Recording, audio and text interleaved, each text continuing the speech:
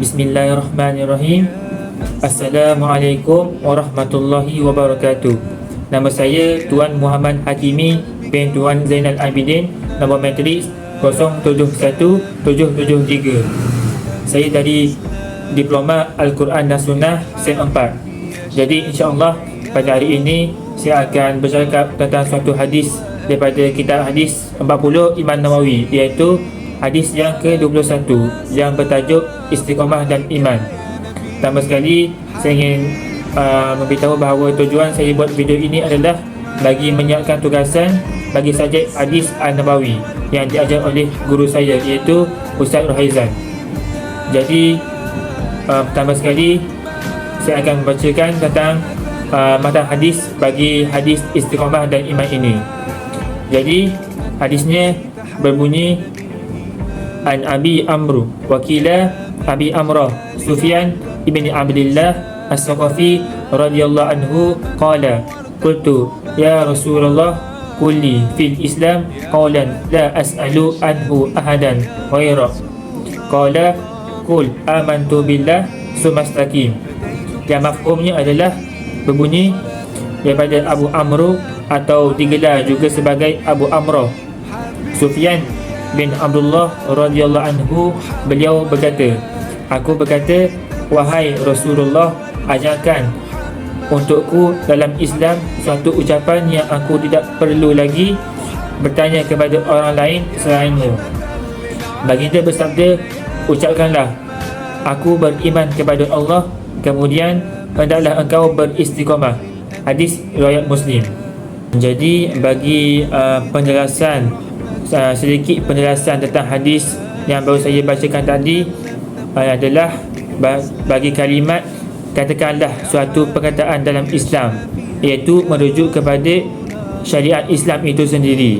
Manakala bagi kalimat suatu perkataan yang aku tidak perlu bertanya kepada seorang pun selainmu, yang ini bererti suatu kalimat tersebut sangat berbeza, yang mana kalimat itu sudah menjadi suatu definisi ataupun takrif, yang mana sifat kalimat tersebut kita boleh sebut sebagai jami' dan mani'. Jadi jami' dan mani' ini maksudnya kita memasukkan semua yang tercakup dalamnya dan mengeluarkan yang tidak tercakup di dalamnya. Jadi beriman kepada Allah ini adalah suatu perkara yang terkait dengan amalan hati ataupun qalbi. Sedangkan bagi kalimat kemudian istiqamahlah, ini membawa maksud bahawa kita perlulah istiqamah dalam menunaikan ketaatan kepada Allah Subhanahu Wa Taala, termasuk amalan jawarih, iaitu anggota badan, seperti ibadat, sembahyang, puasa dan seumpamanya. Jadi sebagaimana yang kita ketahui, iman ini adalah suatu perkara yang boleh turun dan naik. Seorang mukmin ini dia dituntut supaya sentiasa mengambil berat akan soal iman dan akidahnya, yakni dengan selalu memperbaharui imannya kepada Allah SWT dan beristiqamah dengannya. Istiqamah ini juga adalah kita boleh katakan sebagai suatu pendirian yang teguh atas kebenaran atau beriltizam dalam melaksanakan ketaatan kepada Allah, sama ada dalam i'tiqad, kata-kata maupun perbuatan fi'liyah. Justru kita perlulah mencari cara-cara ataupun langkah-langkah yang boleh kita lakukan ataupun kita amalkan bagi sentiasa istiqamah dalam melakukan suatu perkara atau suatu kebaikan, supaya apa yang kita kerjakan itu akan terus menerus dalam kehidupan sayang kita. Assalamualaikum warahmatullahi wabarakatuh. Nama saya Muhammad Izzat Farhan bin Muhammad Rosidi, nombor matrik 071607. Jadi di sini saya ingin memberikan beberapa pengajaran yang dapat kita perolehi daripada hadis tersebut. Pertama, seorang mukmin dituntut agar selalu mengambil berat berkaitan keimanan serta akidah mereka. Seterusnya, istiqamah ini merupakan daya kekuatan yang diperlukan oleh seorang insan dalam sepanjang hayatnya untuk melakukan tuntutan agama. Ketiga, istiqamah dalam amal perbuatan meliputi tekun bekerja dalam melakukan apa sahaja perkara baik yang diredai oleh Allah Subhanahu Wa Taala. Dan yang terakhir sekali, istiqamah ini merupakan darjat yang tinggi dan mulia, di mana para sahabat Nabi SAW memiliki tekad yang kuat dalam mempertahankan agama serta meningkatkan keimanan mereka.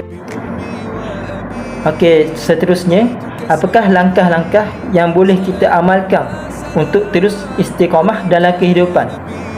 Antara langkah-langkahnya ialah kita perlu memiliki niat yang kuat serta tujuan yang jelas. Seperti mana yang kita tahu, setiap perbuatan dimulai dengan niat. Jadi kita perlu menanam niat yang kuat dalam hati kita serta berazam bersungguh-sungguh untuk melakukan perkara tersebut sehari-harian dalam kehidupan kita. Kita juga perlu memiliki tujuan yang jelas dalam mengamalkan perbuatan tersebut. Seterusnya, kita juga perlu mengawal diri dan perbuatan kita, terutama dalam menjauhi segala godaan yang boleh merosakkan kepada amalan yang kita lakukan.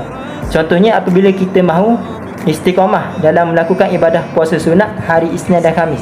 Jadi antara langkah-langkahnya ialah kita perlu menjauhi segala godaan yang boleh membatalkan puasa atau mengurangkan keimanan kita. Contohnya, kita perlu menjauhi daripada kawan-kawan yang suka mengajak kita kepada maksiat seperti mengumpat dan sebagainya. Selain itu, kita juga perlulah berdoa kepada Allah Subhanahu Wa Taala supaya kita diberikan keteguhan dalam melakukan perbuatan tersebut.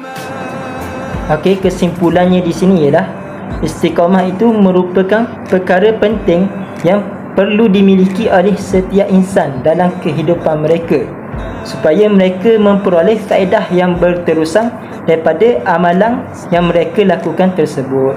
Jadi sampai di sini sahaja pembentangan daripada saya. Sekian, wabillahi taufiq wal hidayah. Assalamualaikum warahmatullahi wabarakatuh.